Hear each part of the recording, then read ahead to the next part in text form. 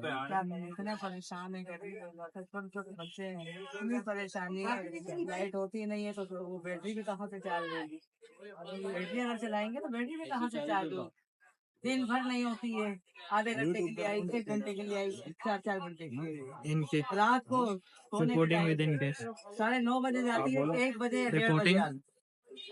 بل بھرتے ہو؟